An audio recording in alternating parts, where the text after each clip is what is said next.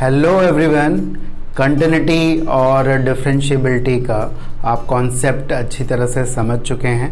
किसी एक particular point पे कंटिन्यूस है या नहीं है, फंक्शन कैसे देखते हैं, प्लस डिफरेंशिएबिलिटी को भी हम किस तरह से देखते हैं, ये भी हम बहुत क्लियर कर चुके हैं पिछले 2 शॉर्ट्स में। इस शॉर्ट में हम लोग बहुत इंपॉर्टेंटली बात करेंगे एक इंटरवल में कंटिन्यूटी और डिफरेंशिएबिलिटी की। एक कंप्लीट इंटरवल में कैसे पहचानते हैं कितने पॉइंट्स पे फंक्शन कंटिन्यूस या डिफरेंशिएबल है या नॉन डिफरेंशिएबल है।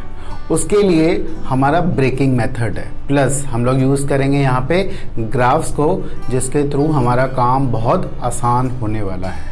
So let us understand with very different question this concept of continuity and differentiability in an interval. Okay, moving ahead. अब हम बात करेंगे continuity and differentiability in an interval. तो भाई अभी तक तो तुम लोग समझ चुके हो कि कंटिन्यूटी डिफरेंशिएबिलिटी किसी पर्टिकुलर पॉइंट पे हम कैसे निकालते हैं। अब एक इंटरवल की बात करने जा रहे हैं, वहाँ पे कितने पॉइंट्स पे फंक्शन कंटिन्यूस या डिफरेंशिएबल है या नहीं है, वो हम बात करेंगे। उस केस में हमें पूरे फंक्शन को पार्ट्स में ब्रेक करना पड़ता है। खासकर ऐसे फंक्शंस की यहाँ पे बात होने वाली है जो कि स्टेप वाइज डिफाइंड है, ठीक है, जो कि एक इंटरवल में कुछ और हैं, दूसरे इंटरवल में कुछ और हैं, और वो अपनी डेफिनेशन को चेंज करते रहते हैं। अगर हम बहुत बेसिक लेवल पे देखें तो we are taking this function जिसमें कि मैंने लिया है ग्रेटेस्ट इंटीजर ऑफ से रूट एक्स, ठीक है, जहाँ पे इंटरवल हमें दिया हुआ है 0 से लेकर से फॉर एग्जांपल 30 तक दिया हुआ है। अब आपको मालूम है कि ग्रेटेस्ट इंटीजर को हम लोग अगर ब्रेक करें तो किस तरह से ब्रेक करेंगे। हम लोग उसको इंटीजर टू इंटीजर ब्रेक करेंगे। पहले भी हम लोग ये थोड़े बहुत बात कर चुके हैं जब हम ग्रेटेस्ट इंटीजर को पढ़ रहे थे। तो जैसे 0 से लेकर अगर हम 30 तक जा रहे हैं तो इस फंक्शन का जो रेंज है वो लगभग 5 पॉइंट समथिंग तक आएगा।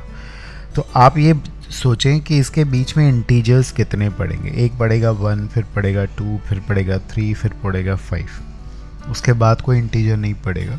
और जहाँ पे अंदर की क्वांटिटी इंटीजर बनती है वहाँ पे ये ब्रेक होता है। तो सबसे पहले 0 से 1 तक अगर चलें तो आपको पता है कि ये क्वांटिटी 0 to 1 जाएगी तो उसका ग्रेटेस्ट इंटीजर 0 हो जाएगा। ये बात आई थिंक आपको क्लियर होगी, यही मेन पॉइंट है। अगेन हमें ये देखना है कि ये अगला इंटीजर किस एक्स के लिए बनेगा। ये अगला इंटीजर बनेगा 4 पे, ठीक है, 4 पे। अच्छा, यहाँ पे 1 को इंक्लूड नहीं करना है, ध्यान दीजिए, 1 को इंक्लूड हमें नहीं करना है। 1 पे एग्जैक्टली 1 होता है और यहाँ पे हमें 4 को भी इंक्लूड नहीं करना है। तो अगला अगर हम ब्रेकिंग करें तो 1 से 4 तक इसकी वैल्यू 1 से 2 जाएगी तो उसका ग्रेटेस्ट इंटीजर 1 जाएगा, बिकॉज एग्जैक्टली 4 पे ये 2 बनता है, ठीक है। इसके बाद हम आगे बढ़ते जाते हैं, हम जा रहे हैं 4 से लेकर 4 पे एग्जैक्टली 2 बनेगा और अगला 9 पे 3 बनेगा। तो अंदर वाली वैल्यू 2 से 3 जाएगी, मतलब अंडर रूट एक्स को देखिए ये 2 से 3 जाएगा तो उसका ग्रेटेस्ट इंटीजर 2 हो जाएगा। लाइकवाइज आप आगे चलेंगे तो ये 9 से 16, 9 to 16, दिस विल बिकम 3। 16 पे ये अंदर की क्वांटिटी 4 बनती है। आगे आप चलोगे तो 16 से 25 तक हम बात करेंगे, तो 16 से 25 तक ये 4 हो जाएगा। और फाइनली 25 यानी कि 25 से 30 तक इसकी वैल्यू, इसका ग्रेटेस्ट इंटीजर 5 होगा। तो इस तरह से ये फंक्शन जो हो गया स्टेप वाइज हो गया। अब इसमें बहुत इजी है, ग्राफ भी बनाने की ज़रूरत नहीं है। सिंपली आप देख सकते हो कि अगर मैं चेक करूँगा तो कहाँ कहाँ पे चेक करूँगा। आई विल चेक एट जहाँ पे ये ब्रेक हो रहा है, तो पहले चेकिंग होगी 1 पे। अब देखिए 1 के लेफ़्ट में वैल्यू 0 आएगी, 1 के राइट में वैल्यू 1 आएगी, यानी कि 1 पे फंक्शन डिसकंटिन्यूस है। इसी तरह 4 पे लेफ़्ट में वैल्यू कितनी आएगी, 1 आएगी। 4 के राइट में देखिए तो वैल्यू 2 आएगी, 4 के बाद फंक्शन 2 है तो 4 पे डिसकंटिन्यूस होगा। ऐसे ही 9 पे होगा, 16 पे, 25 पे, ठीक है। ये पॉइंट्स जो हैं वो डिसकंटिन्यूटी के हैं। 30 पे नहीं होगा, बिकॉज 30 के लेफ़्ट में भी वैल्यू 5 है और 30 पर भी वैल्यू 5 है। 30 के बाद हमें देखना नहीं है। तो ये पॉइंट्स हैं हमारे डिसकंटिन्यूटी के। और यही डेफिनेटली नॉन डिफरेंशिएबिलिटी के होंगे। तो function is discontinuous and non differentiable at these points. तो इस तरह से आप किसी इंटरवल में बात कर रहे हैं, ये सबसे पहले मैंने बेसिक फंक्शन बताया है और इसी में हम आगे बढ़ने वाले हैं। और जब भी ग्रेटेस्ट इंटीजर की बात हो तो इम्पोर्टेंट क्या है, अंदर वाले फंक्शन की रेंज को समझना। Okay, here is another one. यहाँ पे अगला फंक्शन है और थोड़ा डिफरेंट सा फंक्शन दिया है। आपने देख रहा है कि आप यहाँ पे मॉडुलस भी है, ग्रेटेस्ट इंटीजर भी है और हमें बताना है 0 to 3 में कहाँ कहाँ पे डिसकंटिन्यूअस होगा या नॉन डिफरेंशिएबल होगा। तो चलो करते हैं, ब्रेकिंग होगी, ग्रेटेस्ट इंटीजर हटाना होगा और फंक्शन का मॉडुलस हटाना होगा। सबसे पहले हम बात करते हैं पहले वाले फंक्शन की। अगर x 0 से 1 जा रहा है तो ये जो एंगल है वो 0 से पाई जा रहा है। पहली बात देखिए, अगर x की वैल्यू, आई रिपीट, अगर 0 से 1 तक जा रही है तो एंगल जा रहा है 0 से पाई तक। इसमें फंक्शन जो होता है पॉजिटिव कॉस और इसमें नेगेटिव। एग्जैक्टली 0 पे फंक्शन की वैल्यू 1 होती है, तो सबसे पहली ब्रेकिंग होगी 0 पे, ग्रेटेस्ट इंटीजर 1 हो जाएगा। लेकिन जैसे ही मैं 0 से 90 चलूँगा, मतलब 0 से हाफ चलूँगा, अगर आप वैल्यू 0 से हाफ रखोगे यहाँ पे तो ये एंगल 0 से π/2 तक जाएगा। हम यहाँ पे 1/2 को भी इंक्लूड कर रहे हैं। तो जब एंगल 0 से 90 जाता है तो वैल्यू कॉस की जाती है 1 से 0, जिसका ग्रेटेस्ट इंटीजर हो जाता है 0। राइट, सेकेंड क्वाड्रेंट की बात करें, 1/2 के बियॉन्ड अगर हम चलेंगे तो ये एंगल 90 से बड़ा हो जाएगा और 1 तक आते आते इसकी वैल्यू जो है वो नेगेटिव -1 तक पहुंचती है, ये आपको मालूम है, जिसका ग्रेटेस्ट इंटीजर -1 हो जाएगा। तो ये पहले पार्ट की हमारी ब्रेकिंग है। अब हम सेकंड पार्ट पे फोकस करते हैं। सेकंड पार्ट में अगेन दो चीज़ों का इम्पोर्टेंस है, दो चीज़ों का महत्व है। एक है मॉड के अंदर की क्वांटिटी और ग्रेटेस्ट इंटीजर के अंदर की क्वांटिटी। ठीक है, हमें जाना है, हमें x की वैल्यू ले जानी है 1 से लेकर 3 तक। ठीक है, एक हमारे लिए क्रूशियल पॉइंट बीच में मिलेगा हमें 3/2। ठीक है, 3/2 हमें मिलेगा। और अगेन ग्रेटेस्ट इंटीजर के लिए देखें तो 1 पे इसकी वैल्यू -1 है। ठीक है, और 3 पे वैल्यू इसकी तुम्हारी कितनी है, 3 पे इसकी वैल्यू है डेफिनेटली 1। तो ये भी इंटीजर कहाँ कहाँ बनेगा वो भी आपके पॉइंट्स होंगे जहाँ पे आपको ध्यान में रखना होगा। तो ये इंटीजर पे ही बनेगा। तो सबसे पहले 1 से लेकर देखें तो 2 एक बीच में इंटीजर पड़ेगा जहाँ पे इसकी ब्रेकिंग होगी। तो अब आपको कुछ कुछ समझ में आ रहा होगा। 2 का प्रोडक्ट है तो देखने वाले हैं। अब हम सबसे पहले जाएंगे 1 से, स्टार्ट कर रहे हैं हम लोग 3/2 तक। तो जब आप 1 से 3/2 तक जा रहे हो तो आपको ये समझ में आना चाहिए कि ये मॉड के अंदर की क्वांटिटी नेगेटिव होगी तो ये नेगेटिव साइन के साथ होगी। एक तो बात ये हो गई। और दूसरा इसकी अगर हम बात करें तो इसकी वैल्यू 1 पे -1 है और 3/2 पे भी -1/2 है, तो इसका ग्रेटेस्ट इंटीजर भी -1 होगा। तो अब आप कुल मिला के सोचो कि ये पहले वाला क्वांटिटी नेगेटिव खुली और इसका ग्रेटेस्ट इंटीजर -1, तो ये तुम्हारा आ गया इतना ही। ठीक है, इस तरह से ब्रेकिंग हमने की है। चाहो तो 3/2 को आप इधर इंक्लूड कर सकते हो, कोई फ़र्क नहीं पड़ेगा। अगला मैं ब्रेक कर रहा हूँ कहाँ से, 3/2 से लेकर 2 तक। 2 हमारा अगला पॉइंट। अच्छा, यहाँ तक अब भी ग्रेटेस्ट इंटीजर आपको -1 देगा, बिकॉज अंदर की क्वांटिटी हमारी 0 और -1 के बीच में लाई कर रही है। लेकिन ये जो मॉड है वो पॉजिटिव के साथ खुलेगा, इसलिए एक माइनस साइन आपके पास आ जाएगा। फाइनली अब हम चलते हैं 2 से आगे। 2 पे एग्जैक्टली ये 0 बन रहा है। ठीक है, 3 तक आपकी इसकी वैल्यू आप सोच सकते हैं कि 0 से 1 तो ग्रेटेस्ट इंटीजर 0। और फाइनली अगर हम 3 पे देखें, बिकॉज 3 इंक्लूडेड है, तो 3 पे हमें जो वैल्यू मिलने वाली है दोनों से एग्जैक्टली वैल्यू जो हमें मिलेगी वो मिलेगी कितनी वो मिलेगी 6 - 3 यानी कि 3 और 1 यानी कि 3 मिलेगी। तो ये हमारी एक तरह से फंक्शन की पूरी ब्रेकिंग हो गई, फंक्शन डिफाइंड हो गया। अब काम तो बड़ा आसान है, इजी है। समझो यहाँ पे ये ब्रेकिंग ही इम्पोर्टेंट है। देखिए सबसे पहले ज़ीरो आ गया हमारे पास, ज़ीरो पे वैल्यू है 1, ज़ीरो पे वैल्यू है 1, ज़ीरो के राइट में वैल्यू 0 है, तो ज़ीरो पे फंक्शन हो गया डेफिनेटली क्या, ज़ीरो पे हो गया डिसकंटिन्यूस। ठीक है, अच्छा ज़ीरो पे डिसकंटिन्यूस हो गया फंक्शन, सो ज़ीरो के राइट में हम ये भी बोलेंगे कि ज़ीरो के राइट में इसका डेरिवेटिव डिफाइन नहीं है, तो ये नॉन डिफरेंशिएबल भी होगा। ठीक है, अब अगर हम अगला ब्रेकिंग पॉइंट देखें वह है हाफ, हाफ पे भी फंक्शन डिसकंटिन्यूस होगा, क्योंकि हाफ के लेफ्ट में वैल्यू 0 है, राइट में -1 है, तो ये नॉन डिफरेंशिएबल भी होगा। उसके बाद हमारे पास आ रहा है 1, 1 के लेफ्ट में वैल्यू -1 है, 1 के राइट में इसमें वैल्यू डालोगे तो ये भी हमें -1 ही दे रहा है। प्लीज़ ध्यान रखिए 1 के लेफ्ट में और 1 के राइट में, तो फंक्शन 1 पे तो बेटा कंटिन्यूस है। ठीक है, 1 पे कंटिन्यूस है, लेकिन इसका डेरिवेटिव आप देखिए डिफाइन नहीं है, बिकॉज 1 के लेफ्ट में डेरिवेटिव इसको डिफरेंशिएट करोगे सीधे तो ये 0 देगा, लेकिन 1 के राइट में ये डेरिवेटिव 2 देगा, तो ये नॉन डिफरेंशिएबल है। अभी मैं ग्राफ से भी दिखाऊंगा आपको। 3/2 अगला मेरा पॉइंट है। 3/2 पे क्या हो रहा है, 3/2 के लेफ्ट में इसकी वैल्यू कितनी आएगी, 0 आएगी, और राइट में भी 0 आएगी, कंटिन्यूस है। लेकिन 3/2 पे अगर आप इसको डिफरेंशिएट करोगे तो ये 2 देगा, ये -2 देगा, तो ये नॉन डिफरेंशिएबल है। ठीक है, तो 3/2 पे ये कंटिन्यूस होगा लेकिन नॉन डिफरेंशिएबल होगा। फाइनली हम जा रहे हैं 2 पे। 2 पे लेफ्ट में वैल्यू आ रही है कितनी हमारी, -1, और राइट में 0, तो ये हो जाएगा डिसकंटिन्यूस, तो नॉन डिफरेंशिएबल।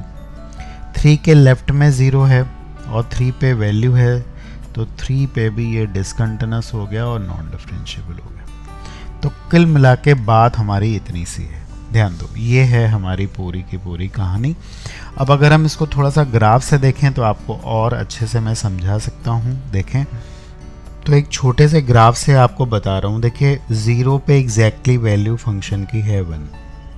ठीक है, उसके बाद 0 से हाफ तक, 0 को इंक्लूड नहीं कर रहे हैं हम लोग, 0 से हाफ तक फंक्शन है 0, यहाँ पे देखते रहें तो फंक्शन का ग्राफ कुछ ऐसा बनेगा, आप देख सकते हैं। ये इंक्लूडेड नहीं है। हाफ पे डेफिनेटली ये हाफ पे 0 ही होगा। ठीक है, ये इंक्लूडेड है। हाफ से 1 तक, हाफ से 1 तक अगर हम देखें तो फंक्शन -1 दे रहा है, मतलब फंक्शन जो होगा वो कुछ नीचे बनेगा। ठीक है, यहाँ पे थोड़ा हम देखें, थोड़ा सा यहाँ पे आप एडजस्ट करो, ये -1 होगा। ठीक है, उसके बाद अगर हम 1 से आगे की कहानी देखें तो 1 से 3/2 तक ये एक स्ट्रेट लाइन है, तो 1 पे एग्जैक्टली देखिए इसकी वैल्यू -1 ही बन रही है 1 पे, और 3/2 पे ये एग्जैक्टली क्या बन रहा है, 0 बन रहा है। तो कुछ ऐसा होगा, कुछ ऐसी कहानी होगी। यहाँ पे लाइन जो आएगी हमारे पास वो ऐसी आएगी। ठीक है, उसके बाद आप देखिए 3/2 से 2 तक ये दूसरी लाइन आ गई, तो 3/2 पे एग्जैक्टली अगेन वैल्यू 0 है और 2 पे इसकी वैल्यू अगेन -1 है, तो कुछ ऐसा कर्व बनेगा। 2 हमारा यहाँ पे आ गया, 2 पे एग्जैक्टली वैल्यू वापस से ये 0 दे रहा है, ये है। ठीक है, और फिर 2 से 3 तक, 2 से 3 तक ये 0 ही बन रहा है एग्जैक्टली ऐसे, और 3 पे वापस जाके इसकी वैल्यू 3 हो जा रही है। तो बहुत टूटा फूटा ग्राफ है, समझ में आ रहा है आपको, आई होप। तो अगर इसको बारीकी से आप देखें, हर एक चीज़ इसकी देखेंगे तो आपको समझ में आएगा कि ये पहला डिसकंटिन्यूटी का पॉइंट है, ये दूसरा है टूटा है फंक्शन, ये तीसरा है और ये चौथा है। नॉन डिफरेंशिएबिलिटी में 2 पॉइंट इंक्लूड हो गए, क्योंकि यहाँ पे एक शार्प टर्निंग हो रही है, यहाँ पे देखें आप। ठीक है, 3/2 पे ये शार्प टर्न हो रहा है और यहाँ भी शार्प टर्न हो रहा है। इसका लेफ़्ट और राइट डेरिवेटिव हमने यहाँ पे देखा, वो डिफरेंट आ रहा है, इसलिए फंक्शन इन पॉइंट्स पे क्या है, नॉन डिफरेंशिएबल। ठीक है, I hope you are learning from these questions. आगे और 1-2 देखेंगे इसी पे। Okay, here is the next one, और ये पे अगेन अपने आप में एक लर्निंग क्वेश्चन होगा हमारे लिए। हम बात कर रहे हैं यहाँ भी कंटिन्यूटी और डिफरेंशिएबिलिटी की। सबसे पहले ये दो फंक्शंस का क्लब है। ग्राफ अभी बनाना मुश्किल है, लेकिन हमारे पास कॉन्सेप्ट सफिशिएंट है टू प्रूव दिस कि where it is continuous and differentiable. सबसे पहले कॉस ऑफ मॉड एक्स के बारे में अगर हम बात करें तो यहाँ पे जो मॉड एक्स दिया है वो उसका कोई मीनिंग नहीं है। पहले भी शायद आपको बताया था कि कॉस ऑफ एक्स और cos of minus x same चीज़ है, तो कॉस एक्स ही है, सिंपली कॉस एक्स है, जो कि हर जगह कंटिन्यूअस एंड डिफरेंशिएबल होता है। अब हमारे पास दूसरा फंक्शन बच गया है जिसकी हम कंटिन्यूटी डिफरेंशिएबिलिटी की बात करेंगे, और ये प्रोडक्ट है दो का। एक तो ये हमेशा कंटिन्यूअस है, ये कंटिन्यूअस एंड डिफरेंशिएबल है। बच गया सिर्फ ये, इस पे फोकस करिए आप। सबसे पहले मॉड जो होता है वो कंटिन्यूअस होता है, ये हमेशा कंटिन्यूअस होता है। हाँ, इसकी शार्प टर्निंग होती है ग्राफ के अकॉर्डिंगली, ये इसकी शार्प टर्निंग होती है, तो ये डिफरेंशिएबल कुछ पॉइंट्स पर नहीं होता है जहाँ पे इसकी शार्प टर्निंग होती है। अगर हम ग्राफिकली बात करें तो इसके दो फैक्टर्स होते हैं, -1 एंड 2। और अगर इसका आप ग्राफ रफली छोटा सा मैं बना के आपको दिखाऊं तो 1 और 2 पे ये कट कर रहा है, इसका ये पार्ट नीचे जाने की बजाय ऊपर चला जाता है, मॉड लगा हुआ है। तो इन दो पॉइंट्स पे फंक्शन क्या होता है, नॉन डिफरेंशिएबल है। ये 1 और 2 पे क्या है, नॉन डिफरेंशिएबल है। तो कायदे से ये 1 और 2 पे नॉन डिफरेंशिएबल है और ये हर जगह डिफरेंशिएबल है। तो हमारे कॉन्सेप्ट के हिसाब से अगर दो फंक्शंस हैं, एक डिफरेंशिएबल है दूसरा नॉन डिफरेंशिएबल है, तो ये भी नॉन डिफरेंशिएबल होना चाहिए। कहाँ पे, 1 और 2 पे। कंटिन्यूअस तो हर जगह है पूरा फंक्शन, ये दिक्कत नहीं है। लेकिन यहाँ पे ये आईडी का आया हुआ क्वेश्चन है और यहाँ पे आ जाता है हमारा एक तरह से एक्सेप्शन आप कह सकते हैं कि ये 1 पे कंटिन्यूअस हो जाता है। उसका रीज़न क्या है आपको बता दूँ। उसका रीज़न है सबसे बड़ा, चलो पहले इस पे फोकस करते हैं। ये मेरा फंक्शन है, ठीक है, हमें इसकी डिफरेंशिएबिलिटी चेक करनी है 1 और 2 पे। इसको हम gx मान लेते हैं, ठीक है, बिकॉज दूसरा फंक्शन तो कंटिन्यूअस और डिफरेंशिएबल है ही। तो ज़रा यहाँ पे प्रॉपरली ध्यान दीजिए। देखिए इसके दो फैक्टर्स हैं, एक है x-1 और एक है x-2। अगर हम इसको ओपन करें 1 और 2 पे, इसके आसपास सबसे पहले मैं ओपन कर रहा हूँ <1 के लिए। <1 के लिए ये हमारा किस साइन के साथ खुलेगा, पॉजिटिव, और ये तो है ही है। इन सबको मिला के हमारे पास कुछ ऐसी क्वांटिटी आ रही है, ठीक है। तो ये <1 के लिए। अगर हम 1 से 2 के लिए बात करें तो ये नेगेटिव खुलेगा और यहाँ पे एक माइनस साइन लग जाएगा। अच्छा, अगर 2 के बाद की बात करें तो फिर ये पॉजिटिव है, तो ये पॉजिटिव खुलेगा, तो 2 के बाद भी ये कुछ ऐसा ही खुलेगा, तो कोई दिक्कत नहीं है। तो फंक्शन दो स्टेप में खुला है, मॉड एक बार पॉजिटिव खुला है, एक बार नेगेटिव खुला है। अब जब हम चेक करेंगे 1 पे खासकर 1 पे, क्यों, बिकॉज 1 यहाँ से एक और रिपीटेड फैक्टर है, यही वजह है। अब आपको समझ में आएगा, 1 एज अ फैक्टर यहाँ से भी आ रहा है, यहाँ से भी आ रहा है, और इसके कारण ये डिफरेंशिएबल हो जाता है 1 पे। वैसे नहीं होता, बट इसके कारण देखिए क्या होगा जब आप इसका लेफ्ट हैंड डेरिवेटिव देखेंगे 1 पे, यानी कि इसको डिफरेंशिएट करेंगे। इसको मैं पहले ठीक से लिख देता हूँ, x-1 इसका रिपीटेड फैक्टर है। जब आप इसको डिफरेंशिएट करेंगे प्रोडक्ट रूल से, इसका डेरिवेटिव 1, अगेन सेकेंड का डेरिवेटिव करते हैं, ये आएगा हमारे पास, और फिर थर्ड का डेरिवेटिव x-2 का करेंगे तो हमारे पास ये आएगा। तो ये तुम्हारा डेरिवेटिव है। अब अगर x को 1 पुट करोगे तो ये भी 0, ये भी 0, ये भी 0, तो पूरा डेरिवेटिव जो आएगा वो 0 आ जाएगा। और ये इसलिए हो रहा है बिकॉज x-1 ख़त्म ही नहीं हो रहा है कहीं पे, हमेशा हर जगह पे आ रहा है x-1। अब अगर इसका राइट हैंड डेरिवेटिव भी करेंगे, देखिए एक्सप्रेशन सेम है, सिर्फ माइनस साइन लगा हुआ है, मतलब इन सब पे एक माइनस साइन अटैच हो जाएगा यहाँ पे, ठीक है। तो माइनस साइन अटैच होके भी जब आप x को 1 पुट करोगे तब भी इसका डेरिवेटिव 0 आएगा।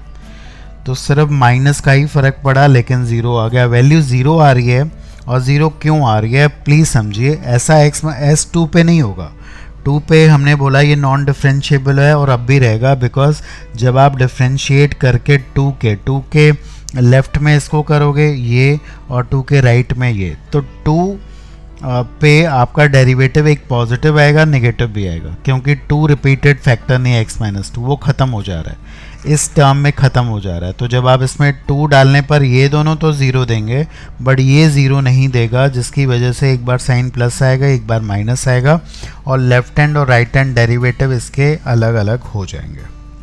ठीक है, so please understand, get this concept straight, it is only non-differentiable at x equal to 2.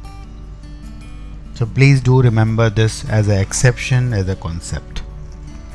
Okay, finally we are going to see the graphical approach to find the continuity and differentiability. You know it well that when there is a sharp turning, when there is a discontinuity, when there is a vertical tangent, the function is definitely not differentiable. तो वही सारे points को हम यहाँ पे लेकर आ रहे हैं, और यहाँ पे ग्राफ से हम देखेंगे कि अगर ग्राफ आपके पास क्विकली बन जाता है तो किस तरह से फंक्शन आप बता सकते हैं कि वो डिसकंटिन्यूअस या नॉन डिफरेंशिएबल होगा। So let us start with the first function. So सबसे पहले हमने बहुत बेसिक मॉड एक्स को लिया। आप देखिए मॉड एक्स में क्या होता है कि एक शार्प टर्निंग है। ठीक है, आपको पहले बेसिक से बता दूं कि ज़ीरो पे फंक्शन नॉन डिफरेंशिएबल है, और वो इसलिए है बिकॉज अगर ज़ीरो के आप राइट में एक पॉइंट देखें, यहाँ पे पॉइंट देखें, तो ये देखिए ये डेरिवेटिव ज़ीरो के राइट में टेंजेंट का स्लोप जो है वो 1 आएगा, और अगर लेफ़्ट में देखेंगे तो टेंजेंट का स्लोप -1 आएगा। तो शार्प टर्निंग है बिकॉज यहाँ पे tan 135 आ जाएगा। तो ये ज़ीरो पे नॉन डिफरेंशिएबल है। अब देखते हैं अगर कुछ चेंजेस करते हैं तो किस तरह से आपकी शिफ्टिंग होती है, और कैसे हम पता कर सकते हैं कि फ़ंक्शन कहाँ कहाँ नॉन डिफरेंशिएबल है। Let's say we have a new function, ये हमारे पास है mod x, फिर 1 सब्ट्रैक्ट हुआ है। आपको मालूम है कि mod x में अगर 1 सब्ट्रैक्ट कर देंगे तो ये फंक्शन पूरा का पूरा नीचे आ जाएगा। ये इसका ग्राफ है। ठीक है, और अगर फिर से मॉड लगाते हैं तो क्या होता है कि यहाँ पे फिर टर्न अप हो जाता है फंक्शन, और आपको ग्राफ कुछ इस तरह का मिलता है। और ये पॉइंट्स भी आप चाहो तो नोट कर सकते हो, जहाँ पे मॉड के अंदर की क्वांटिटी 0 बनेगी तो आप देख पाएंगे without doing anything we have just got the answer that 3 point ऐसे हैं, एक है हमारा 0 और दूसरा है -1 और 1। ये 3 पॉइंट्स हैं जहाँ पे फंक्शन जो है वो नॉन डिफरेंशिएबल है। So it is non differentiable eight 0, -1 and 1. Moving further, let's have a parabola x square minus 3x plus 2. So you know it's a upward parabola, और 1 और 2 पे ये इसके रूट्स होंगे, यहाँ पे ये कट करता हुआ जाएगा कुछ इस तरह से। अब अगर यहाँ पे हम मॉड लगा दें, कहाँ पे मॉड लगा दें, अगर आप इस फंक्शन को थोड़ा सा मॉडिफाई करें, अगर आप x पे मॉड लगा दें, अगर सिर्फ x पे मॉड लगे तो क्या होता है, क्या चेंज होता है। आपको मालूम है कि ये फंक्शन एक इवन फंक्शन हो जाता है, सिमेट्रिकल अबाउट y एक्सिस हो जाएगा, और इसकी मिरर इमेज इधर भी बनेगी। So definitely we will have this, ये हमारा ग्राफ बनेगा और ये बनेंगे -2 and -1। ठीक है, तो ये ग्राफ इसका होगा। और अब आप देख पा रहे हो कि अगर ये फंक्शन की बात करें, ये हर जगह डिफरेंशिएबल था कंटिन्यूस, लेकिन ये जो है ये 0 पे एक शार्प टर्निंग हो रही है, तो 0 पे ये क्या बन गया है, ये नॉन डिफरेंशिएबल बन गया है। अगेन फर्दर मैं अगर इसमें कुछ और चेंज करता हूँ, I am applying modulus just outside the whole function, तो क्या होगा, जो नीचे वाला पार्ट है उसकी बन जाएगी mirror image, and finally we will have this. तो you can check it out है, ऊपर जो पार्ट था वो तो वैसे ही बनेगा, जो नीचे ये वाला पार्ट है आप देख पा रहे हैं ऊपर, तो ऐसा बन जाएगा। ठीक है, there are 2 more sharp turnings है, और लाइकवाइज इन दिस पार्ट जो हमारा लेफ्ट हैंड साइड है, ये वाला पार्ट जो है ये भी ऊपर चला जाएगा। So these in total these are actually 5 points. ठीक है, एक ये था 0 वाला पॉइंट, दूसरा, तीसरा, चौथा और 5वां। तो in total there are 5 points where the function is non-differentiable. So graphing is a very effective way to find out the number of non-differentiable or discontinuous points. Okay, let us have another one here. यहाँ पे लिखा है maximum of mod x and 2। इसका meaning तो आप समझ पाते होंगे, अगर नहीं तो आपको डेफिनेटली हम रिपीट करा देते हैं। इसका मतलब ये होता है कि इन दोनों में से जो हमें मैक्सिमम वैल्यू देगा, मतलब अगर हम x को 3 डालेंगे तो हमें ये 3 देगा, तो ये 2 देगा, तो x इक्वल टू 3 पे फंक्शन मॉड x बन जाएगा। बट अगर मैं 1 डालूंगा तो ये मुझे 1 देगा और ये मुझे 2 देगा, तो 1 पे फंक्शन 2 हो जाएगा। तो जो हमें बड़ी वैल्यू देगा उसी से हम अपना आउटपुट निकालेंगे। इसी तरह अगर मिनिमम लिखा रहता तो हम उल्टा करते। तो इसका सबसे इजी तरीका ये है कि हम दोनों का ग्राफ बनाते हैं। मॉड x का ग्राफ मैंने बनाया है, मॉड x का, and y is equal to 2 जो कि एक कांस्टेंट फंक्शन है, उसका हमने ग्राफ बना लेना है। अब दोनों इंटरसेक्ट कर रहे होंगे कहीं ना कहीं पे, यहाँ पे कर रहे हैं -2 और 2 पे, अगर आप इक्वल करके देखोगे। अब आपको यहाँ पे समझ में आ रहा है, ग्राफिकली बहुत अच्छे से हम विजुलाइज कर पाएंगे कि if we are putting any value lesser than -2, अगर यहाँ से कोई भी छोटी वैल्यू पुट करते हैं तो ये हमें ज़्यादा वैल्यू दे रहा है और ये हमें कम वैल्यू दे रहा है। तो यहाँ तक यानी कि इस पॉइंट तक -2 तक इधर से आते हुए हमारा फंक्शन जो आउटपुट देगा वो मॉड x देगा, क्योंकि ये ज़्यादा वैल्यू दे रहा है। किसी भी वैल्यू के लिए, किसी भी इनपुट के लिए हमें ये ज़्यादा वैल्यू दे रहा है। अब इसके बीच में हमें कौन वैल्यू ज़्यादा दे रहा है? इसके बीच में हमें वैल्यू ज़्यादा कौन दे रहा है? -2 से 2 के बीच में हमें 2 ही तो ज़्यादा वैल्यू दे रहा है, तो इसलिए फंक्शन 2 होगा। और उसके बाद अगर हम 2 से बाद की बात करें तो हमें फिर ये ज़्यादा वैल्यू दे रहा है, ये कम वैल्यू दे रहा है। जो नीचे वाला ग्राफ है ये कम वैल्यू दे रहा है। तो अगर हम बात करें तो सीधे तौर पे जो फंक्शन का ग्राफ होगा वो ऊपर वाला ही होगा, नीचे वाला नहीं होगा। That means F x will look like this, ठीक है, ये ही एफ एक्स है, ठीक है। तो यहाँ पे हम देख पा रहे हैं कि 2 पॉइंट्स पे शार्प टर्निंग है, तो इन 2 पॉइंट्स पे फंक्शन जो हो जाएगा वो नॉन डिफरेंशिएबल होगा। Okay, finally on graph we can take one more question. यहाँ पे minimum of x minus greatest integer x, ठीक है, that means we have this function. यहाँ पे fractional part of x minus greatest integer definitely fractional part of x है, और दूसरा function हमारा 1/x है। मिनिमम इंटरवल दिया है हमें 0 से 5। तो सबसे पहले तो हम फ्रैक्शनल पार्ट का ग्राफ बना लेते हैं, जो कि बनाना डेफिनेटली ईजी है हमारे लिए। So here is a graph of fractional part of x। आपको मालूम है हम ये 0 से 5 तक बना रहे हैं, ठीक है। तो ये बन गया हमारा 0 से 5 तक।